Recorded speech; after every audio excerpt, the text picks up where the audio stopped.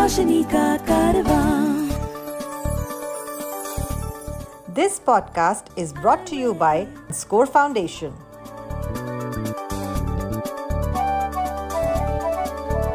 ये है रोशनी, रोशनी, रोशनी का कारवां, रोशनी।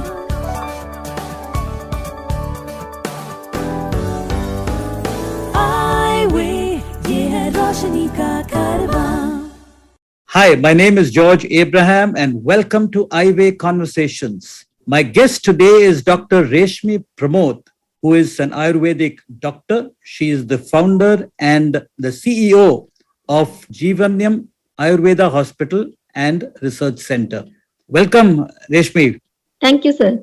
Tell us a little bit about the kind of work you do at the Jeevaniyam Ayurvedic Hospital and Research Center. Jeevaniyam Ayurveda Hospital and Research Center. Its head office at Kochi.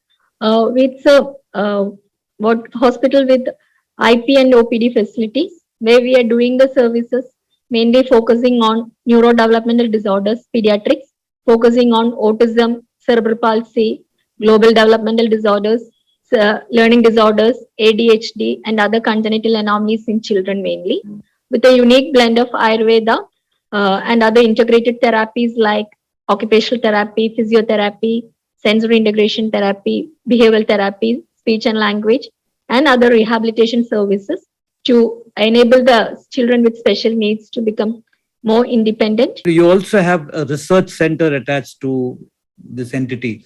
What exactly is the research that you do here? We have been very much privileged to be associated with Center for Disability Studies, Government of Kerala in 2016-17. Right. And with the partnering with Cortical Ayurveda College, we had done a research work on learning disorders and hyperactivity. That was a randomized clinical study on the efficacy of integrated Ayurveda management on scholastic performance and hyperactivity, attention deficit hyperactive disorder. And its result has been also published in international journal, the International Journal of Microbiology and Health Research. And then along with this, the research entity has been also been able to partner with the Department of Kaumarabhrityam Cortical Ayurveda College, being part of the great Agastya team, which is the work of the Ministry of Ayush, work on dysbiosis in autism. So these are the two research works which we have undertaken and done, and we will be more pleased to do more researches in neurodevelopmental disorders, how the integrated management can bring changes, and how the rehabilitation and things also. Is this Ayurveda hospital and research center kind of focused on children and people with disability, or you also have the general population coming to the hospital for treatment?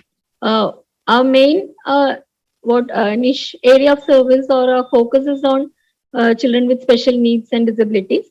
But we have general population also coming. We have a Department of General Medicine also, where we treat back pains, joint disorders, stress management, psychological problems, all those things. That also we don't. We have an unique packages and protocols with the integrated Ayurveda approach. If you know of anyone with vision impairment who needs guidance on living life with blindness, please share the Eyeway National Toll-Free Helpline number 1800-5320-469. The number is 1800-5320-469. You know, I was reading that you, I think around 2005 or 6, you spent 4 to 5 years working with the Kerala Tourism Development Corporation at the Bolgatty Palace, Kochi.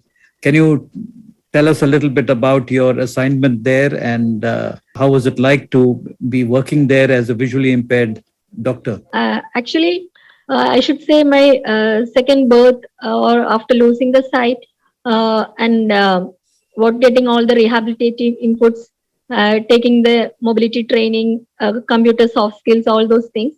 I happened to get the job at Bolgatty Palace in 2006.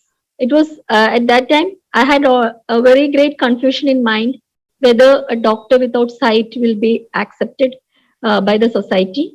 But it was my fortune to get a opportunity or a second start in a place where most of the clients were from the Western world. So there was no fear or factor of acceptancy or asking questions or other negativities injecting into my mind. The clients were very much happy with my services, with my approach and things. And so it gained more confidence. And it was the expertise and what all the inputs which I had from Bolgatty, which I have been enabled to design my own organization, Jeevaniyam. Just for the listeners to get a better idea, what exactly does and or what exactly was your role or what was your work when you were working with the KTDC at the hospital? Sorry, at the hotel. KTDC, I was in charge of the Ayurveda Spa Center there. It was Yeah. managed by a private, outsourced by a private organization called Soft Touch. So I was actually playing the two roles there as a manager as well as a doctor also. So basically, I should say, because it's a wellness industry also, it's not the patients who are coming, they're clients and the tourists who are coming for rejuvenative programs or one day massage or things like that. So more than a doctor, I should say, the role played me there was to mainly as a front office executive or a receptionist. All these jobs were played by me very beautifully, and I enjoyed it also. Handling the clients, canvassing them, I should say, promoting, explaining them our packages, trying to what attract them with our most beautiful packages and things like that. It was like a what GRE you could say if you want, or a front office executive. And also after doing this, everything was done by me itself. And then once the client takes some packages, I do the consultation, and there comes the role of me as a doctor. Then I do the pulse examination, prakriti analysis, general health assessments, all those things, and then decide what medicines has to be used for the even if it's a wellness program also. And if they needed any other internal medications or prescribe the diet patterns or yoga, all these things were prescribed to me later. And end of the session also, when they go back also, even the billing part is done by there's no separate accountant or nobody there. So the billing part is also done. Of course, the bill has been written by my therapist or the assistants, and then a good shake hand is given, and that's all. It was a very enjoyable days there, I should say. When you talk about being a doctor, vision is a major part of your engagement with a patient. Part of the diagnosis is based on what you see in terms of physical manifestations. So, as an Ayurvedic doctor, how do you compensate for not being able to see? In Ayurveda, great science itself, in the examination tools, three parameters have been emphasized. They are darshanam, that of course is vision. Yes. Then sparshanam, that is through touch or the palpation, percussion, all these parameters. Yes. Then it is prashnam, that is conversation. I had close rapport with the clients whoever came to me by asking them or going into the depth by asking more questions and things. And also by palpation and percussion and all, I could feel the problems in their various physical body. And of course, when any skin lesions and things, it's very mandatory that we should have the vision so not the vision, I should say, eyesight to come to a diagnosis what exactly the skin problem. But here I help seek the assistance of my junior doctor or the assistants who I have. And then very well itself I manage. I treat skin diseases also, and also the other general ailments, everything. So due to a regular practice and things, there was no problem with the practicing without eyesight also. Now, I was listening to a few interviews of yours where you were talking at length about cerebral palsy, you were talking about autism, you were talking about sleep disorders. Now, are these areas of human weakness or human disabilities part of your education in Ayurveda, or are these things that you read about and picked up later on? I should make it clear that words such as autism or cerebral palsy, we can say that what associated condition known as Pakkaroga, that is the children with walking problems. They have difficulty in walking, etc., spin tone, which can be correlated very well with cerebral palsy. Okay, but autism as such is not been mentioned anywhere in the classic because the that condition has not been present at that time. Okay, 5,000 years back, we should know understand that autism was not at all relevant at that scenario, isn't it? Right. It's now in this globalization world that autism is becoming very high risk category. Children are children are coming diagnosed with autism. So, but there are definite correlations. How we treat autism is that the physical conditions mainly associated with autism, it's the GIT issues and then the metabolic errors, then the brain pathogenesis. So we classify the GIT issues widely into two groups and then do the treatments at the GIT level and then at the metabolic level and then at the brain pathogenesis level. This is how we do address autism. Cerebral palsy also based on the condition itself, whether it is spastic or whether it is flaccid or whether two limbs are affected or only the lower limb is affected, only the mobility is affected, what all areas are affected. We do Ayurveda treatments along with that physiotherapy, occupational therapy, everything is given. You lost your eyesight, as you said, later on in life, probably even after you finished your Ayurvedic studies. What was how did it happen? And then how did you actually deal with it? From the early childhood itself, so you should understand that I had severe high myopia and photophobia also. And later on in 2003, 2004, and I had two miscarriages and things, and I was totally desperate also. And during this course of pregnancy also, I had undergone some medication and things. And later, it was diagnosed as RP also, and also some diagnoses were there as macular degeneration also. So after undergoing this miscarriage and things, I happened to lose my eyesight suddenly, or not all of a day. One day I didn't lose the sight like that. It was gradual loss, and within months I happened to lose, I should say, about 80% like that, and slowly I should say the 100% also. But due to the great prayers of my parents and my husband, with God's grace, I could just come across with great personalities who were also visually impaired or who had lost eyesight in the middle of their life. With their inspiration, mentoring, counseling, all those things, I happened to regain the confidence. This is how slowly I came out of my desperateness or depressive phase and slowly started to engage myself. But I was really determined that I want, even if I don't have sight, I'll be doing some career. If you were to remember or think back, what were the new skills that you had to learn to actually get your life back on track? The new skill, the first and foremost skill which I learned is the computer training with JAWS. Yeah. Because now to read or to upgrade my knowledge or to know whatever is happening, at that time there were no smartphones or things like that. And my hometown is in a remote place known as Koilandi, and there also I think the local mobile connections were also not very popular. So I had undergone the computer training first and foremost, learned JAWS and the keyboard typing, all those things. And then later when I got the job, I happened to take the mobility training.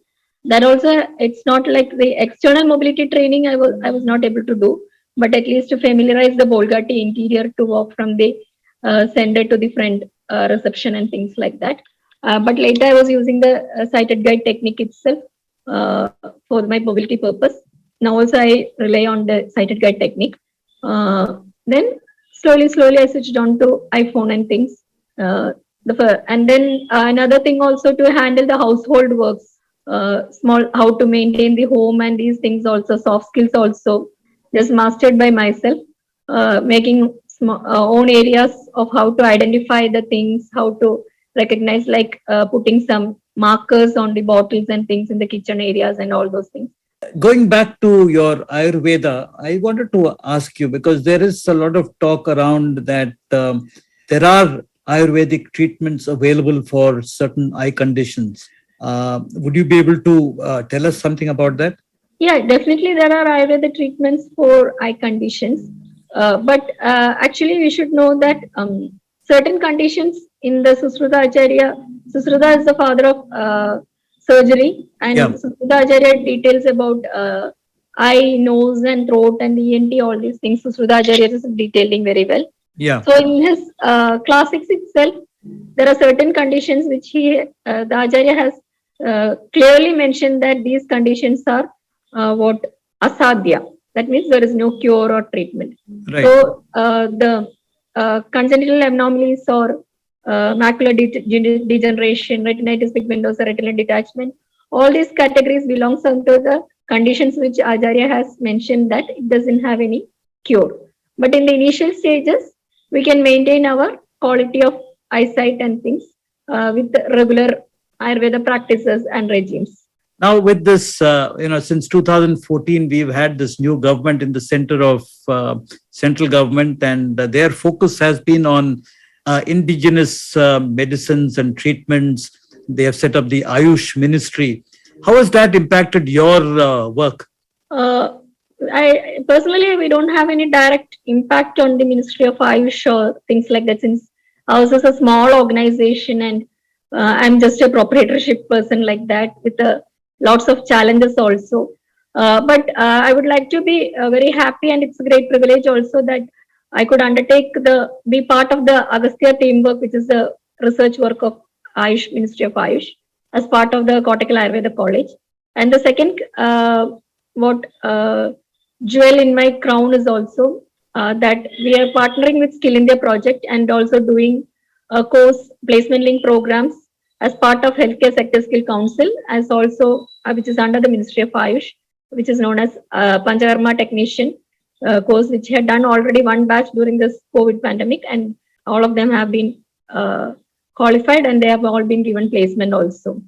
Now, in many places in India, visually impaired people are being trained in the area of physiotherapy and massage and so on. And massage is very closely associated with Ayurveda. So, would you be looking at probably venturing in that direction? If some organizations are interested to do something related training programs for the visual impaired for reflexology or massages and soft spa massages and things, I would really be pleased to guide them, or if we could do something in our hospital premises also, we'd be always pleased. There's no issues. I'd be always happy to do more services to the people who really need the support. And whatever we can do, I can do personally, I'll be doing also. To support our work with the blind and visually impaired, you can visit the donate page on our website www.scorefoundation.org.in. Please note www.scorefoundation.org.in. You belong to a family that's been in the medical profession. Your father, you said, was an allopathic doctor, and there are other people in the family, probably in previous generations, who are into Ayurveda. So how did that impact your growing up and getting into the profession? My father is a allopathy modern practitioner. Yeah. And we have a hospital at Koilanti, Ashwini Hospital and Maternity Center. And the hospital and the house is in the same compound.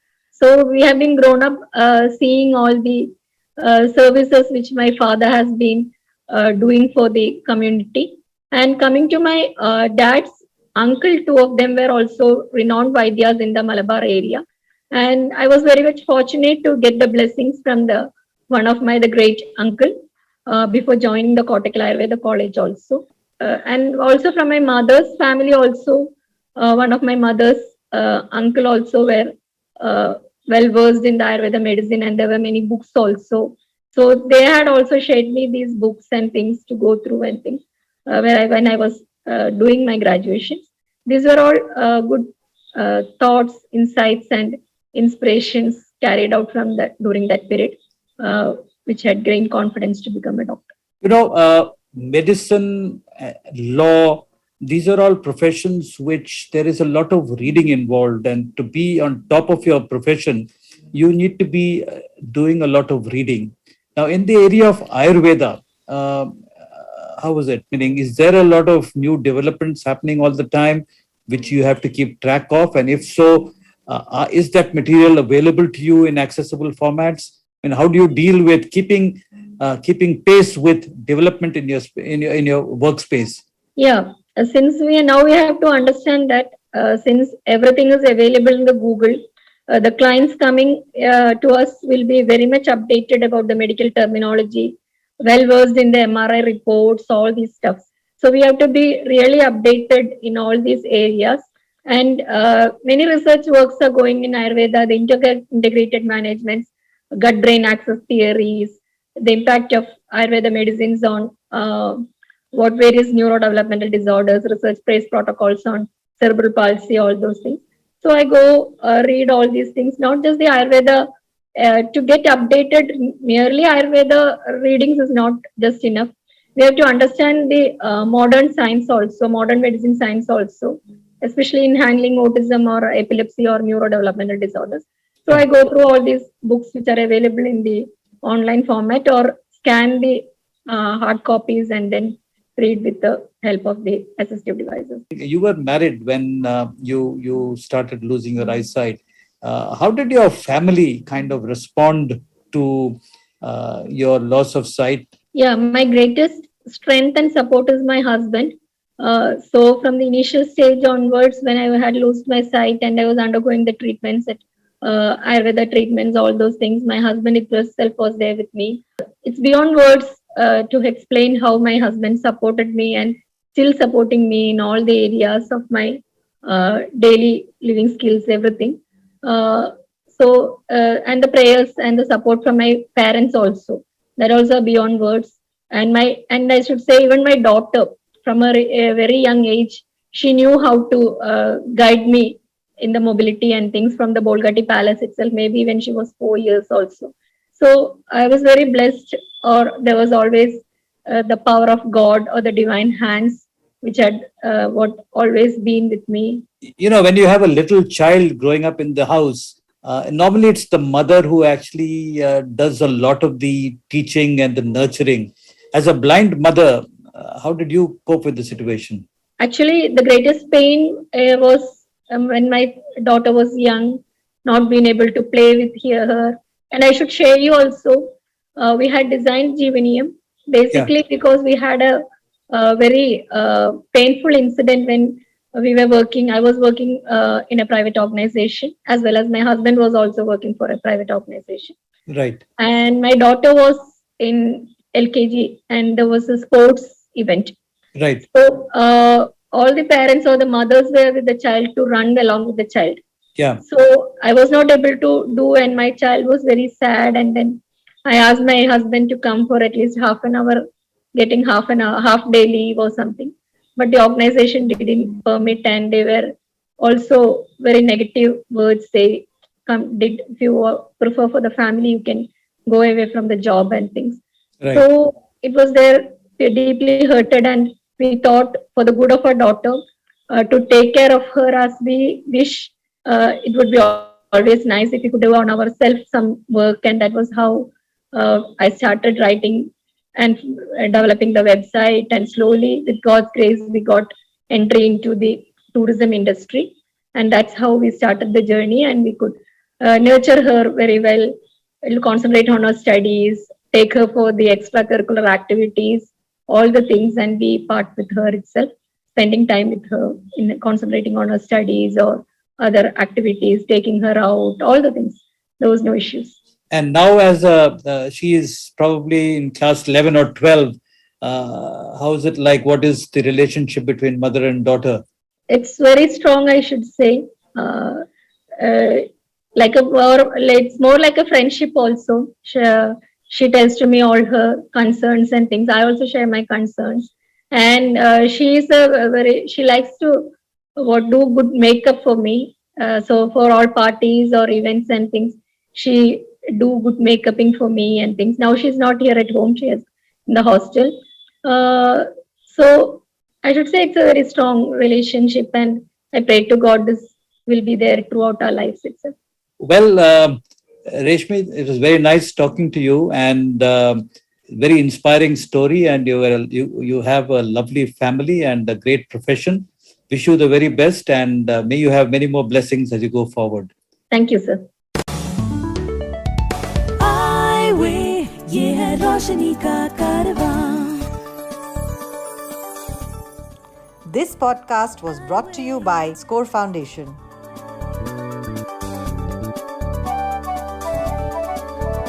ये है रोशनी, रोशनी, रोशनी का कारवां. रोशनी.